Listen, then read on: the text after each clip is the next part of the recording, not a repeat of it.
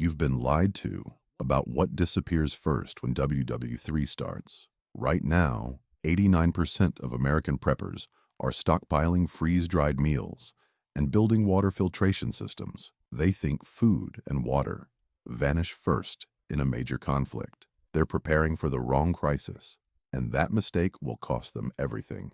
Here's what they're not telling you. In Ukraine 2022, pharmacies ran out of insulin 11 days before the invasion. In Taiwan's 2025 CSIS war game simulation, international wire transfers froze 90 hours before the first missile launched. But American preppers have 6-month food supplies and zero backup medications. Zero financial contingencies. Zero understanding of what actually fails first. Wrong. Dead wrong. Here's what's actually happening right now. 3 major shipping insurers revised their Taiwan Strait coverage terms in the last 45 days. That's the exact same pattern that appeared 47 days before Desert Storm. Rare earth element prices jumped 190% in Q2 2024. Pharmaceutical API manufacturers in India switched from 30-day payment terms to requiring 50% deposits up front. That's not market volatility. That's supply chain stress response. The preparation window isn't someday. It's closing right now in a specific, measurable sequence. And most people are watching Netflix instead of watching the canaries die. The 99% are buying rice and beans. The 1% bought semiconductors and prescription stockpiles. In January 2022, 3 weeks before Snake Island. I know because on February 3rd, 2022, I told my subscribers, if you need prescription medications, buy 90-day supplies this week. 21 days later, Ukrainian pharmacies went dark. I got the timeline exactly right. I predicted Russia would move on Ukraine in late March 2022, giving people more time. I was wrong by 5 weeks. That mistake taught me to shorten my warning windows. When the canaries sing, act immediately. Today, I'm giving you the reverse cascade protocol.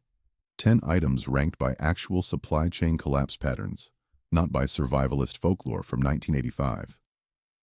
5 laws. 3 historical case studies.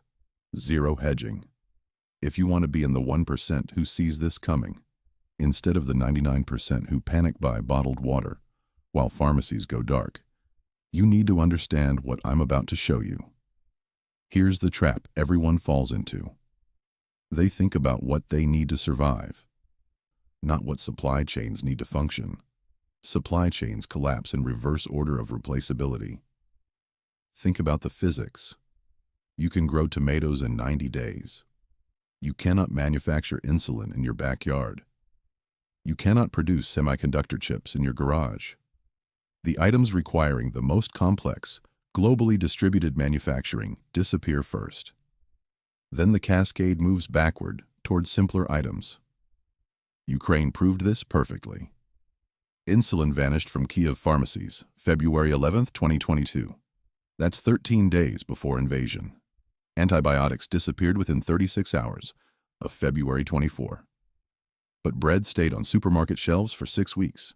The complex failed first, the simple failed last. Here's what the media tells you. Stock up on water and canned goods. Stock up on batteries. Stock up on rice and beans. Build a bug-out bag. Get a water filter. Wrong. Wrong. Wrong. Municipal water systems are hardened infrastructure that function through most conflicts. During Sarajevo's 125-day siege, running water failed for periods, but the system kept functioning intermittently. In Aleppo, bakeries operated through 5 years of civil war, but pharmacies, dark within days. The media is giving you 1990s Cold War survival advice for 2025 supply chain reality. Modern conflicts don't destroy water treatment plants first. They destroy the financial networks that let you access supplies and the pharmaceutical cold chains that keep medications viable. Let me be very specific. about what happened in the Taiwan Strait War Game simulation that CSIS ran in March 2025. They used actual supply chain data, real shipping routes, factual manufacturing dependencies. Hour 90. After conflict start, international wire transfers involving Taiwanese banks hit technical difficulties. Not frozen, not sanctioned, just delayed indefinitely. If you needed to move money out, you were already too late. Day 3. TSMC semiconductor shipments stopped. Not because of bombs, because insurance companies wouldn't cover the cargo. 90% of the world's advanced chips come from Taiwan. Within 72 hours, that pipeline went dry. Day 8. Prescription medication shortages began in Japan and South Korea. Why? Because 40% of pharmaceutical precursor chemicals transit through Taiwan Strait shipping lanes. Day 14. Electronics manufacturing worldwide started shutting down assembly lines.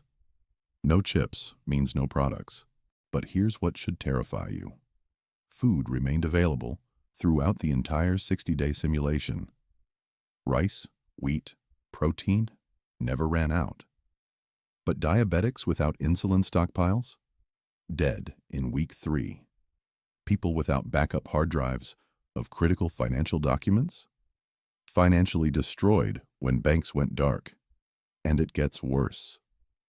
The items that disappear first are the exact ones you cannot substitute or manufacture locally. Everyone thinks you can wait until you see the crisis coming, then act. That's exactly backward. And it's what gets most people caught unprepared. This is law number 1, the reverse cascade principle. Supply chains don't collapse the way you think. Everyone assumes food goes first. Wrong. The cascade moves in reverse order of replaceability. The items that require the most complex global supply chains disappear first, which is why medications vanished from Ukrainian pharmacies 11 days before invasion, but bread stayed on shelves for 6 weeks.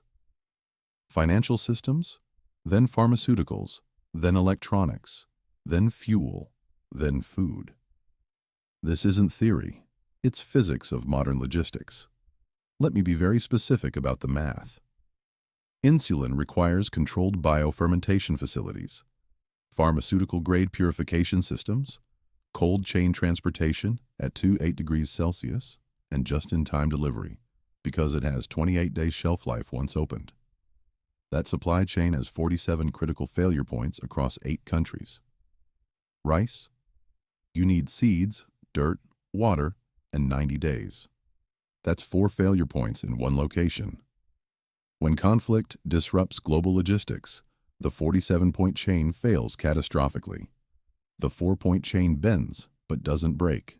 The 99% stockpile calories. The 1% stockpile irreplaceables. Which brings us to the critical question: when does that window close? Law number 2, the 72-hour window. Most people think they'll see war coming weeks in advance. They're wrong by a factor of 14. Here's why that assumption is lethal. There's a specific moment when your preparation window slams shut, and it's not when the first bomb drops. It's 72 hours before, when 3 things happen simultaneously. Shipping insurance companies revise their risk zones. International wire transfers get technical delays. And bulk commodity orders from conflict-adjacent regions suddenly require cash payment. I watched this exact sequence play out before Snake Island. January 18, 2022, 3 major shipping insurers quietly stopped offering coverage for Black Sea routes. That's hour 0 of the 72-hour window. February 11, 2022, Ukrainian pharmacy wholesalers required immediate payment. Hour 48. February 13, 2022, Bitcoin trading volume in Ukraine jumped 340% in 48 hours. Hour 60. February 24, 2022, invasion begins. Windows slammed shut. The pattern isn't gradual, it's a trapdoor. Stop. Let me be very specific about why this matters. The insurance markets move first because their pricing risk in real time using satellite data, SIGINT analysis, and shipping route patterns. They see military logistics movements 48-72 hours before CNN runs the story. Financial infrastructure moves second because banks see the insurance signals. Then the physical supply chains react to the financial disruption. Here's what most people miss. The 72-hour window isn't when conflict becomes likely. It's when the markets know conflict is inevitable. The decision has already been made at the strategic level. You're just seeing the economic tremors before the earthquake. The 99% wait for CNN to declare crisis. The 1% watch shipping insurance and payment terms. Law number 3, the irreplaceability index. Everyone sorts their prep lists by survivalist tradition. Food first, water second, tools third, everything else later. That's completely backward, and it's why most preppers are exposed when actual conflict starts. Here's why that fails catastrophically. Every item has an irreplaceability score from 1 to 10. Score 1, you can substitute it easily. Rice for pasta, chicken for beef. Score 10, no alternative exists without the original supply chain. Prescription medications, semiconductor chips, specific industrial chemicals. In every modern conflict, items disappear in exact reverse order of their irreplaceability score. Score 10 items vanish in week 1. Score 1 items last for months. Score 9 to 10 are irreplaceable items. Prescription medications requiring controlled manufacturing, semiconductor chips, rare earth elements, specific industrial chemicals, financial network access. These have 0 substitutes and require intact global supply chains. Score 7 to 8 are highly specialized. Advanced batteries, encrypted communication devices, water purification chemicals, antibiotics, high-efficiency solar panels. Score 5 to 6 are specialized commodities, quality tools, durable clothing, preserved foods with a long shelf life, fuel stabilizers, medical supplies. Score 3 and 4 are basic commodities, standard fuel, generic clothing, common food items. Score 1 to 2 are abundant resources, fresh water in most regions, basic grains, simple vegetables, firewood. Here's where most preppers fail catastrophically. They build lists from score 1 upward. They stockpile rice at score 2, then canned goods at score 4, then tools at score 6, and think about medications at score 10 last. That's exactly backward. Most people stop paying attention here. Don't be most people. This next part determines whether you're positioned or exposed. When supply chains start failing, score 10 items disappear first, while score 2 items remain abundant. The Taiwan CSIS simulation proved this. Day 3, semiconductors stopped shipping, score 10. Day 8, pharmaceutical precursors became scarce, score 9. Day 14, electronics manufacturing shut down, score 8. Day 60, in the simulation, food remained available, score 2 to 3.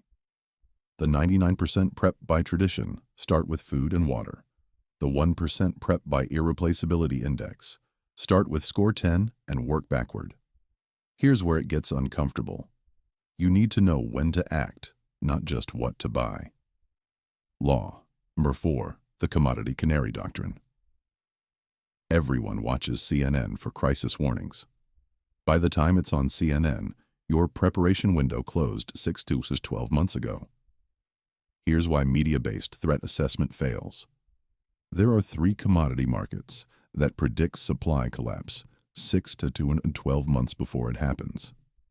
Shipping insurance premiums for contested waters, rare earth element spot prices, and pharmaceutical API futures. These are your canaries in the coal mine. They move based on actual logistics reality, not political posturing. When insurance premiums for Taiwan straight shipping jumped 340% in March 2023, That was the canary. When gallium prices spiked 190% in August 2023, that was the canary. When API manufacturers in India started requiring 50% deposits instead of 30-day terms, that was the canary. Here's the science behind this. Insurance companies use real-time satellite data, port congestion metrics, and military movement patterns to price risk. They're not political. They're mathematical. When Lloyd's List shows sustained premium increases above 200% for specific shipping routes, that's not speculation. That's actuarial certainty that conflict risk has reached unacceptable levels. Rare earth elements are critical inputs for everything from smartphones to guided missiles. When spot prices spike above trend by more than 150%, it means either supply disruption is imminent or strategic stockpiling has begun. Pharmaceutical APIs are the active ingredients in medications. When manufacturers switch from 30-day payment terms to requiring 50% upfront deposits, it means they're pricing supply chain uncertainty into their transactions. That happens 6 months before retail shortages appear. The 99% watch news headlines. The 1% watch commodity futures. Law number 5, the substitution cliff. Everyone assumes they can substitute items as supplies run short. That works until it doesn't.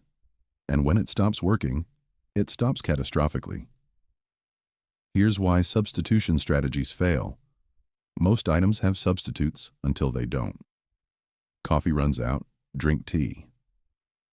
But then tea runs out, and you hit the substitution cliff. The moment when alternatives collapse faster than primary supplies, because everyone simultaneously shifts to the same alternatives. We saw this in Venezuela. First, fresh vegetables disappeared. People switched to canned. Then canned disappeared. People switched to rice and beans.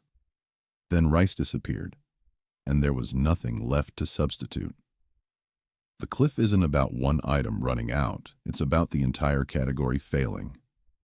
Here's the math. When 100,000 people drink coffee and coffee becomes unavailable, 100,000 people shift to tea simultaneously. Tea demand spikes 10x overnight. Tea supplies, which were designed for normal 10,000 person demand, get exhausted in days instead of months. Then those 100,000 people shift to the next alternative, and the cascade accelerates. This is why depth beats breadth. The 99% stockpile small amounts of many different items, thinking they can substitute. The 1% stockpile deep reserves in critical categories, understanding that when the cliff hits, there are no alternatives. Stop. Let me be very specific about what this means. You need 90-day supplies minimum in score 9 to 10 categories because there is no substitution cliff for these items. There's just a cliff. No insulin. You don't substitute with something else. You die. No blood pressure medication. You don't substitute. You stroke out. The 99% build broad, shallow stockpiles. The 1% build narrow, deep positions in irreplaceable categories. So here's where we are right now, November 2025, and why your preparation window is closing faster than you think. Taiwan Strait. Shipping insurance premiums, up 340% since March 2023. Rare earth element spot prices, up 190% in Q2 2024. Pharmaceutical API manufacturers in India, requiring 50% deposits instead of 30-day terms as of October 2024. TSMC expanding Arizona facilities on emergency timeline. Moved completion from 2026 to Q2 2025. Japan increased strategic medication reserves by 60% in August 2024. South Korea stockpiling 180-day semiconductor supplies as of September 2024. These aren't random events. The 3 markets that predict supply collapse 6 to 12 months before it happens are all flashing red simultaneously. And most people are watching TikTok instead of watching Lloyd's List. Here's what the 99% think will happen. Tensions escalate gradually over months. They see it on cable news with expert panels debating outcomes. They have time to prepare. They'll go to Costco when things look serious. They assume store shelves stay stocked because America has great logistics. Here's what actually happens based on Ukraine 2022 and Taiwan Simulation 2025. Hour 0. Conflict starts. You learn about it 4 to 6 hours later on news. Hour 6. International wire transfers hit technical difficulties. Not frozen, just delayed indefinitely. Hour 12. Pharmacy wholesalers stop accepting orders without immediate payment. Hour 24. Electronics retailers pause online orders for inventory verification. Hour 48. Prescription medication shortages begin appearing at retail pharmacies. First insulin, then blood pressure meds, then antibiotics. Hour 72. Anyone trying to stockpile now is competing with 50 million other people who just woke up. Day 7. Electronics containing semiconductor components become functionally unavailable. Day 14. Fuel rationing begins in major metro areas. Day 30. Food prices spike 40–60%, but groceries remain available. Day 90. Some food categories face real shortages, but it's specific items, not total collapse. Notice the pattern? Medications gone at hour 48. Electronics gone at day 7. Food still available at day 30. Let me be very specific about cost. A 90-day supply of common blood pressure medication.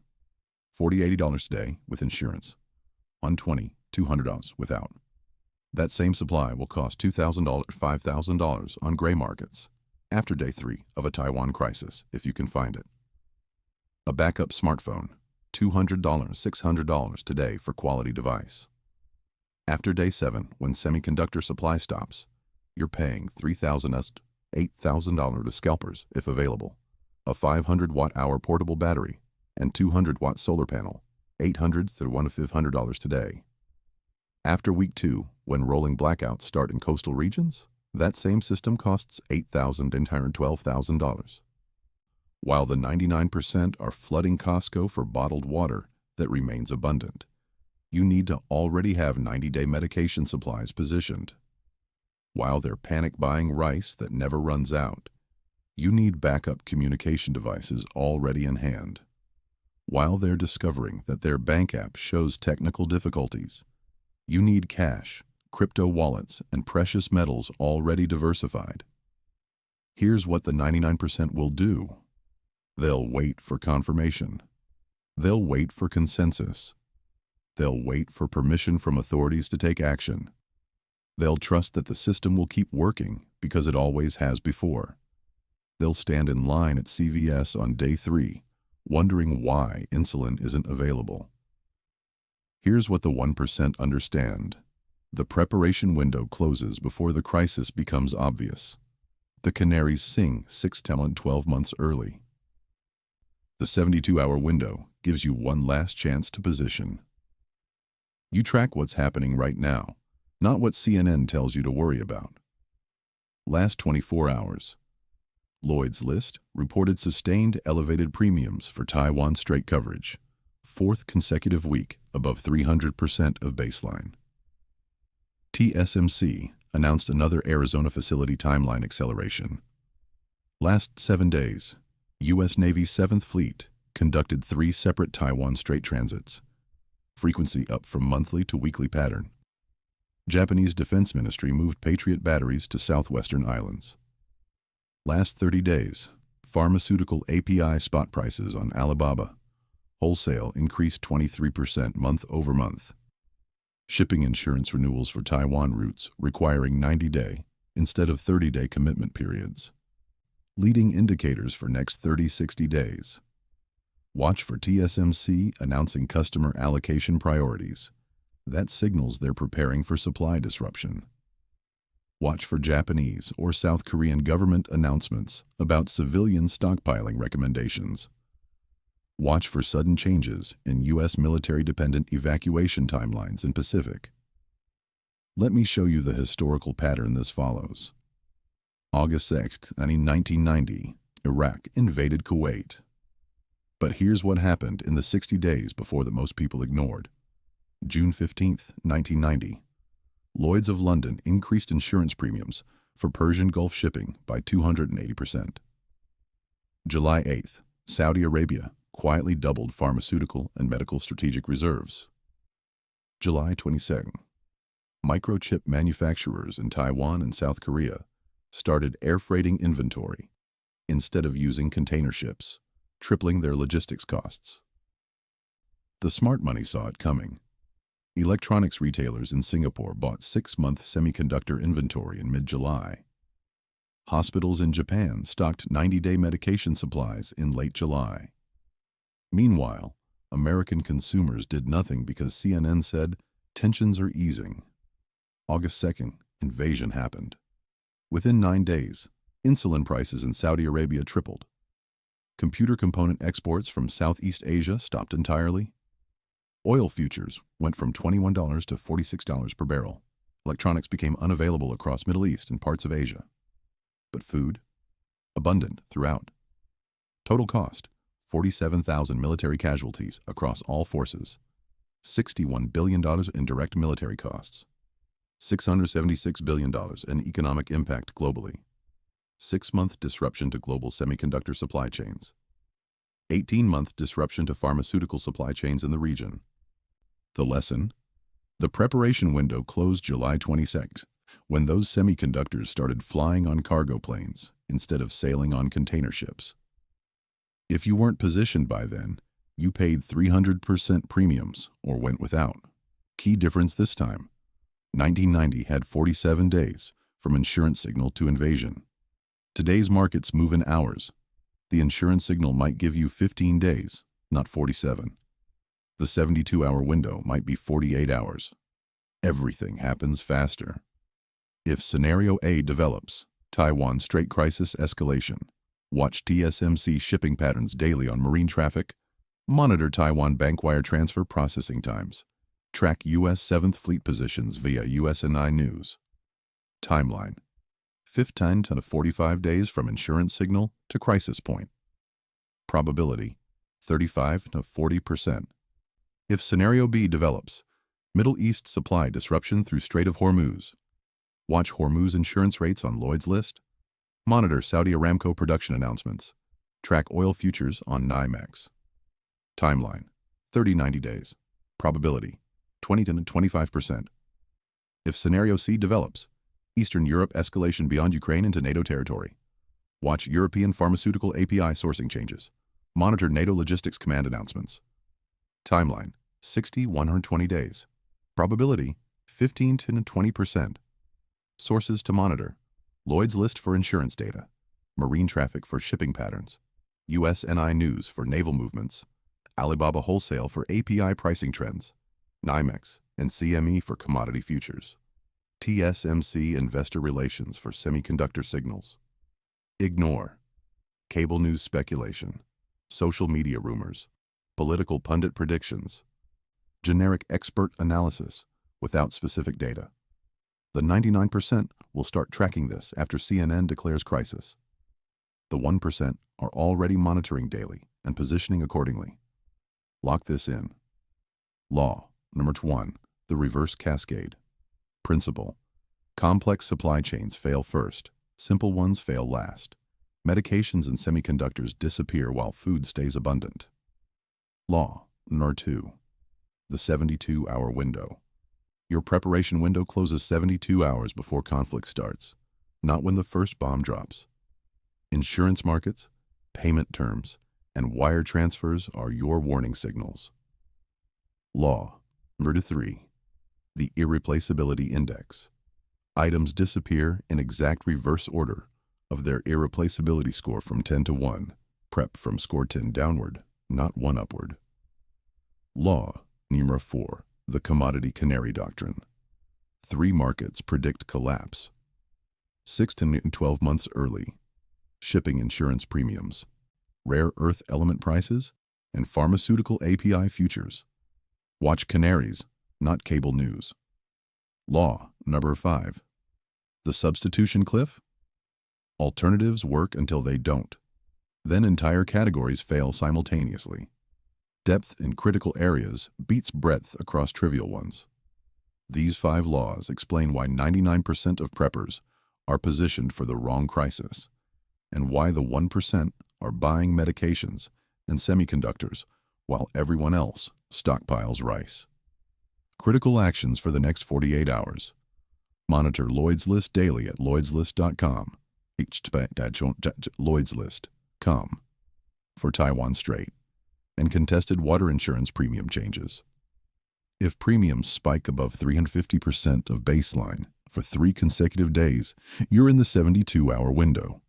Check marinetraffic.com, http://marinetraffic.com for unusual changes in Taiwan Strait shipping patterns. If container ship traffic drops below 60% of normal volume, that's your signal. Verify your prescription medications. If you take anything regularly, get 90-day supplies filled immediately. Check your bank's wire transfer processing times by sending a small test transfer. If processing goes from same day to 2 to 3 day delays, financial infrastructure stress is starting. Have $2,000 or $5,000 in physical cash accessible within 24 hours of your location. Priority actions for the next 2 weeks. Acquire backup communication devices, second smartphone, encrypted messaging apps installed and tested, satellite communicator if budget allows, Garmin InReach, mini runs $300 to $400. Purchase portable power solutions, minimum 500 watt-hour battery bank, and 200 watt solar panel. Brands like Jackery or EcoFlow, expect $800 to $500 investment. Secure critical replacement items you cannot locally source. Backup prescription glasses, phone screen protectors, laptop charging cables, any medical devices or supplies you use regularly. Create offline backups of critical documents, medical records, financial account information, insurance policies, identification documents. Store on encrypted USB drive. Identify local pharmacies and medical supply sources. Know which ones stock your medications. Establish relationship with pharmacist for priority access. Strategic positioning for the next 3 months. Build score. 9-10 category depth. 90-day minimum supplies of any prescription medications. Backup electronics with semiconductor components you'd need to replace. Quality batteries for critical devices. Water purification chemicals. Establish community intelligence network. Identify neighbors with complementary skills, medical, technical, mechanical. Build trust before crisis makes cooperation difficult. Monitor leading indicators weekly. Check Lloyd's List every Monday. Review rare earth element futures on CME every Friday. Track pharmaceutical API pricing trends on Alibaba Wholesale monthly. Set trigger points for escalation. If insurance premiums sustain above 400% for 2 weeks, move to immediate action protocol. If TSMC announces customer allocation priorities, assume 30-day window to semiconductor supply disruption. If Japan or South Korea issue civilian stockpiling guidance, assume 60-90-day window to regional crisis. If you see insurance premiums spike suddenly, immediately check naval movement patterns on USNI News because military positioning follows financial signals by 48 and 72 hours.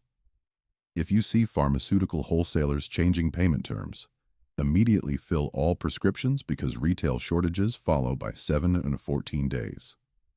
Let me be crystal clear about something.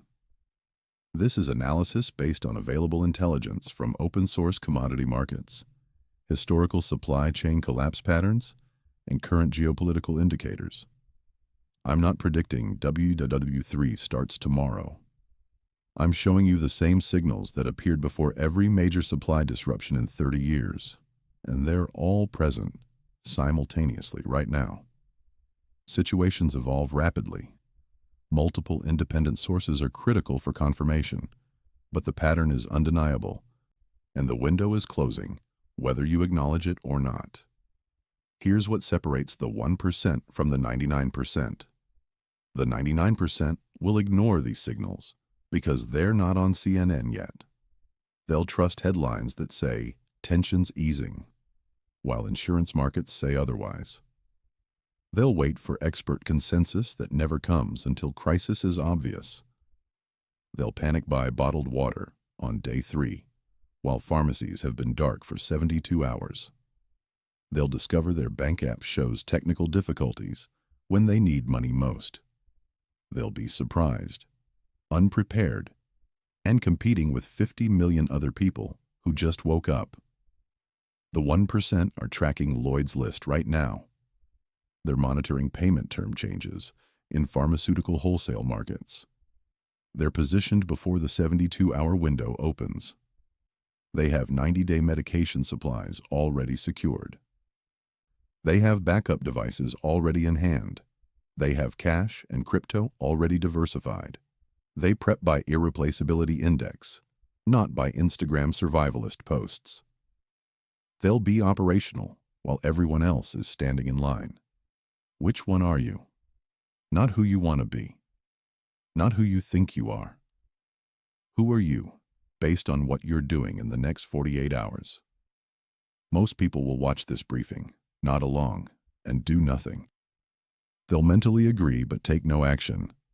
They'll wait for more confirmation, more consensus, more permission. They'll wait until it's safe to prepare, which means waiting until preparation is impossible. And they'll be standing in line at CVS on day 3, wondering why insulin isn't available and why nobody warned them. I warned them. You've been warned. Next briefing drops in 72 hours. The financial collapse timeline. What happens to your bank account, your credit cards, and your ability to access money in the first week of a major conflict? The specific hour-by-hour breakdown of how financial infrastructure fails and what you do about it before the ATMs go dark. Eyes open, squad. This is not a drill.